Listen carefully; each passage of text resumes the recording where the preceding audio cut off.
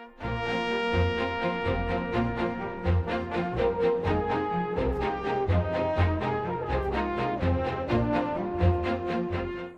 evening. I'm your host, Karen Hudes, in this series on the network of global corporate control. Today's segment is about learning from experience. Ralph Waldo Emerson said, "The years teach much which the days never know." This weekly series has been coming to you from DCTV on Tuesdays at 6 p.m. for the past year, and the archives are posted on the internet. We have been discussing an ongoing battle between all of humanity, represented by 188 ministers on the Board of Governors of the World Bank and International Monetary Fund, versus the network of global corporate control, the 60 private central banks at the center of the international financial system that was revealed by Vitaly Glatfelter and Battiston of ETH Zurich. The network of global corporate control places the same directors on interlocking boards and controls 40% of the assets and 60% of the profits of the 43,000 companies on the world's capital markets. It's the network of global corporate control that issues our paper money. In the United States, this is the Federal Reserve.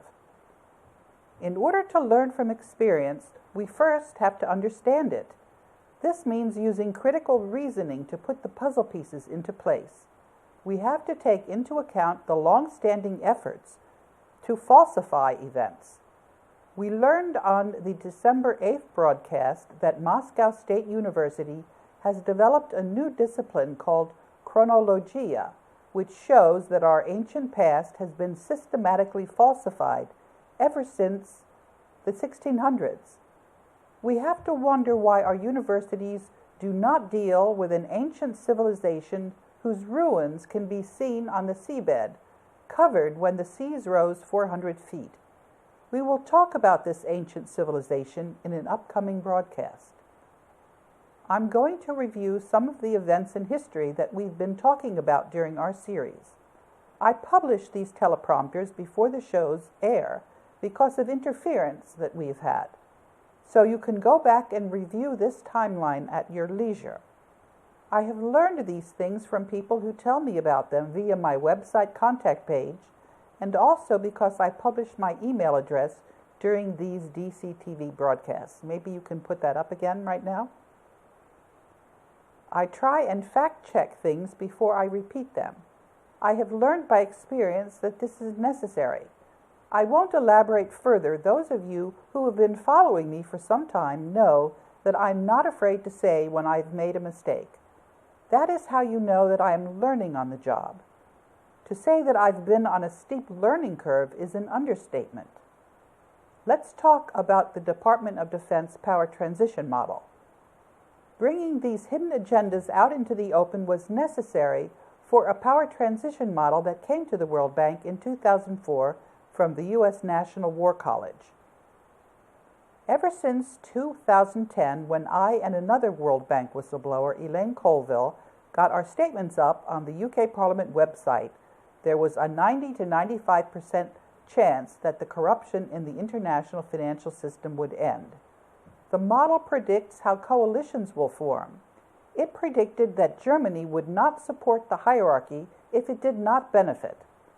I told the Senate Committee on Foreign Relations in 2006 that Germany's executive director on the board of the World Bank, Eckhard Deutscher, had said that the executive directors were treated like mushrooms, kept in the dark and covered with fertilizer. When the Federal Reserve Bank did not return Germany's gold, this was a game changer. I didn't know at the time that this meant that the global currency reset, whereby humanity would regain the wealth that was set aside in the global debt facility, was going to happen. I only learned in 2013 that the world's international monetary gold reserves are administered by the World Bank. It was also in 2013 that I began to access the social media. I had been trying since 2007 to go to the mainstream media, and nothing was working. That's because the mainstream media is owned by the network of global corporate control. This past week, I heard that 30 million people are following me on Twitter, Facebook, and YouTube. Don't expect to see these numbers reflected in the counters, which are suppressed. The Global Debt Facility contains the world's international monetary gold reserves, other precious metals, gems, and art which are held in trust for the benefit of humanity. I'm the Overseer Mandate Trustee of the Global Debt Facility. The Board of Governors of the World Bank and IMF appointed me to this position after I called for the powers of the Board of Governors and the Board of Executive Directors that are in the Articles of Agreement to be respected. This is very important because otherwise these institutions cannot function in their job to preserve the world's wealth for humanity and to prevent it from being stolen. This past year we have learned about Jose Rizal, the Philippines hero, who spoke 22 languages and wrote about events in his life years before the actual events took place. Rizal went to the Vatican in 1896 as Father Antonio Diaz and rose through the ranks, becoming the Superior General of the Jesuits at the end of World War II. Jose Rizal appointed Ferdinand Marcos to put the world's assets in trust for humanity and to establish the World Bank and International Monetary Fund to administer the Global Debt Facility on behalf of humanity after the 50 years that these assets were put aside. This was to ensure that there would not be any fighting when the Board of Governors mobilized these assets on behalf of humanity. That's because after 50 years, claims become stale and are no longer valid. I got a copy of the minutes of the January 3, 1949 meeting, which were signed by Father Jose Antonio Diaz as Metal Trust Depositor, when I said that Jose Rizal was not adopted but was entirely descended from the Malay race. This means that the ownership of the Philippines land remains with the Malay race. In the 35th segment in December, we discussed Ferdinand Marcos and his friendship with Ronald Reagan and how Cardinal Sin and the CIA bribed people to overthrow Marcos in the EDSA revolution. We also discussed how Marcos turned down the offer of the Trilateral Commission. Ferdinand Marcos was preserving the world's assets in trust in the Global Debt Facility for us for this day. Marcos was counting on us to learn about and to end the network of global corporate control. We put the Federal Reserve Bank into receivership in the Global Debt Facility last year in April. And this year in January, I filed liens against the Federal Reserve Banks in the 11 states in which they are located. Kansas and St. Louis are both in Missouri. I've spoken about the hidden history in the United States. After the French Revolution, how the Crown Prince of France, Louis-Charles Bourbon-Capet, was made manager of the United States Corporation in 1805, until the Pézur family lost control of the Virginia Company in 1933, when the company had to file for bankruptcy. When you learn about a hidden puppeteer, history looks a lot different. France of 1789, Britain of 1640, Russia of 1917, Germany and Hungary of 1918 and 19, and Spain of 1936 share common traits. Provocateurs aiming to destroy the fabric of society. In the United States patriot community, the provocateurs are playing both sides against the middle. When the fact that the United States is being ruled by martial law is acknowledged, and that it is possible to return to the Constitution of 1789 without bloodshed, these provocateurs are unmasked for what they are. First, there was the informer against Schuyler Barbeau for selling a short-barrel shotgun. Pete Santilli is nothing more than an agitator hijacking what was marketed as a peaceful demonstration. U.S. District Judge Ann Aiken, who resentenced Dwight Hammond Jr. and his son Stephen, was not presiding over a court under Article 3 of the U.S. Constitution. Under the global currency reset, the 1789 Constitution is going back into effect and martial law is ending. Justice Antonin Scalia may have been ready to disclose the fact that the United States is secretly being governed by martial law. At the beginning of February, 10 days before Justice Scalia's sudden death, I called Justice Scalia on the carpet for refusing to tell the American people that the United States is governed by martial law. I tweeted his picture. I also mentioned the corruption in the Supreme Court and posted a picture of Justices Antonin Scalia and Clarence Thomas during the DCTV broadcast on December 9, 2005. On February 10, 2016, I told the American Bar Association that lawyers are too corrupt to regulate the legal profession anymore, and that there probably shouldn't be a legal profession. This was after the DC Bar refused to answer my question whether the United States was being governed by martial law, and then, the following month, the DC Bar magazine talked about the Constitution of 1789 and the Magna Carta as though the Constitution were in force and effect, when this is not the case. In an earlier episode, we mentioned how King John ceded the United Kingdom to the Pope on October 3, 1213, and the UK has to pay tribute to the Vatican. The United States Congress and the legal profession have refused to admit that the United States Congress has been extended a secret state of emergency to justify martial law. This martial law is no longer secret. The people have not consented to be governed this way.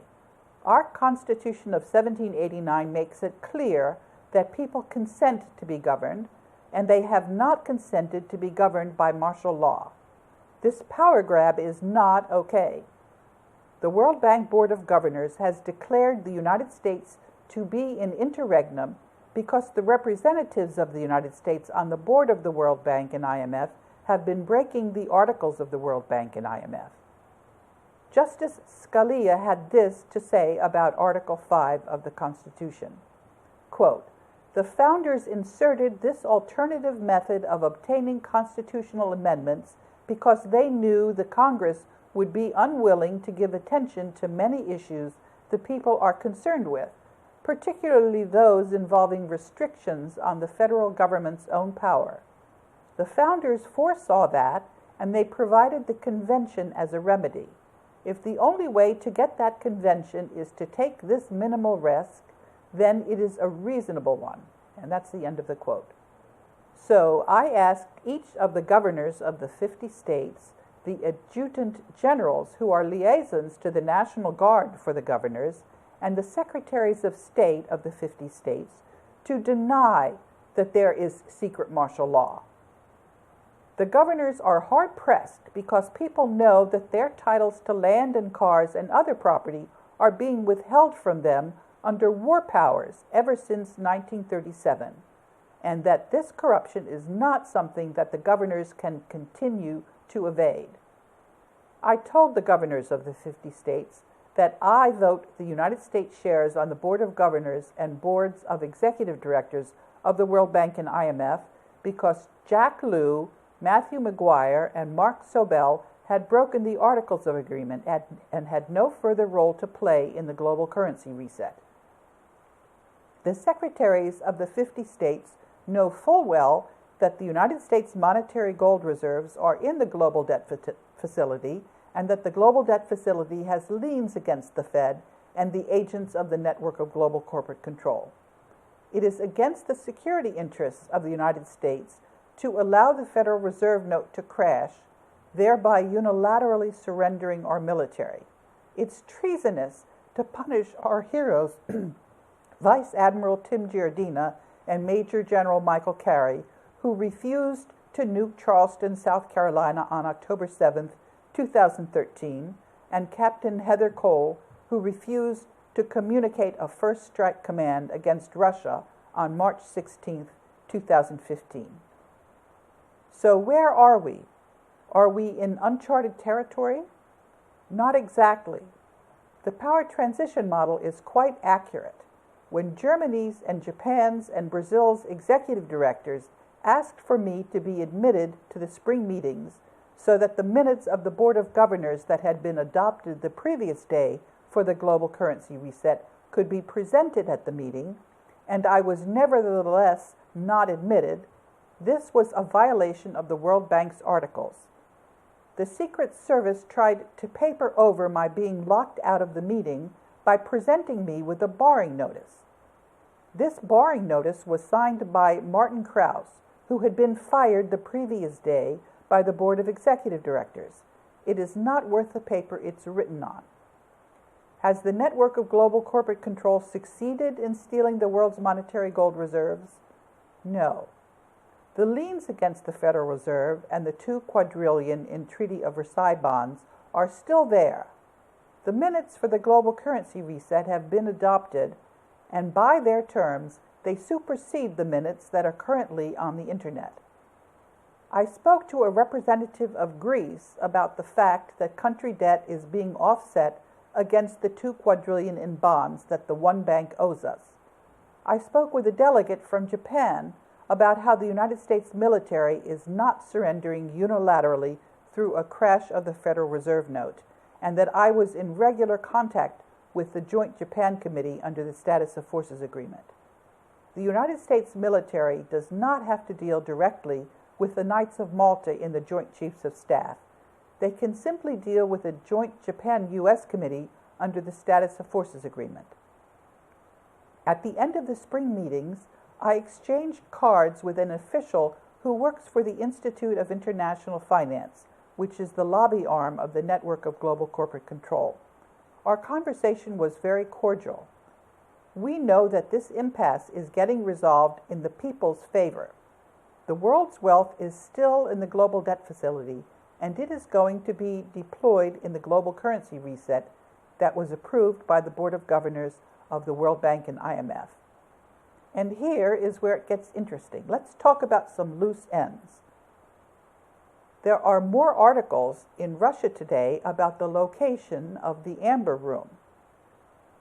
You'll recall this is a beautiful room, very valuable, that was in St. Petersburg until World War II. And it's now missing. It's the Board of Governors who are authorized to deal with the claims for these treasures that are owned by the Global Debt Facility. And in between meetings, it's the 25 Ministers of Finance and Development on the Development Committee. The World Bank's General Counsel and the Executive Secretary of the Development Committee lost their jobs during the spring meetings when they refused to admit me. This was a breach of the World Bank's articles. The General Counsel doesn't know how to read the World Bank articles, which are necessary to preserve the gold in the global debt facility. Then there's the article in The Independent 2 days ago about the gold in the vaults beneath the Bank of England on Threadneedle Street. I pointed out in a comment, which was not published, but which I then put on the Twitter account, that the gold is owned by the Global Debt Facility and not the Bank of England. Letters of the members of Parliament and George Osborne, the Chancellor of the Exchequer, which had left things hanging, are there for everyone to read. Remember when we were talking about the interregnum in the United Kingdom because of Queen Victoria's elder son and first marriage, so that Queen Elizabeth is not the real true regent of the United Kingdom? That issue is not going away anytime soon. Greg Hallett is presenting a corrected family tree of the royal family for the UK in a couple of weeks in England. In my Twitter and Facebook accounts, there are a lot of ongoing discussions. Because these discussions have been taking place for some time, people who are first coming onto the Twitter account are being shown the ropes very rapidly. Today, one tweet said, quote, "Simple solution, buddy. Keep your fiat money and forget you ever heard of Karen. You sound like an angry person." That's the end of the quote. We are all working together, and that is the whole point of the global currency reset. The most important group that's involved in the global currency reset are our ancestors and unborn children. We are each in touch with them. Some of us are more aware than others, But this group is very involved. Betsy Malone has a blog, and she tweets, and I've got the links on the teleprompter for you, and I show you where you can find the 6th episode of her blog. On our segment on November 3rd, we met Betsy Banfield Malone, and she spoke to us about the International Association for Near-Death Studies. On Valentine's Day, Betsy wrote about the collective unconscious and told us to know thyself. On our February 23rd segment, we covered material about the collective unconscious, and I talked then about how we are going to be with each other during the global currency reset. When you talk about something, you go to the heart of the matter. The heart is identified with the very soul of the individual. Tantra Yoga teaches that the heart of man and the heart of the world are a single heart. At the end of the teleprompter is the wonderful piece that Betsy wrote about how we are all united.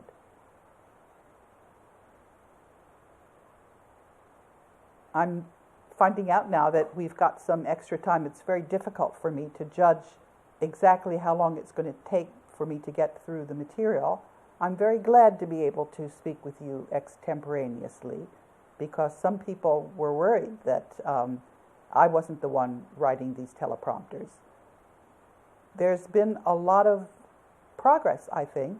There is a cohesive group that understands that we are all in this global currency reset together, and they understand exactly how steep the corruption in our institutions has been, because this corruption has been with us for a very long time, and there were unscrupulous people who felt that they took it upon themselves to mislead everyone. They were members of secret societies, and they were taking instructions that had nothing to do with the constituencies.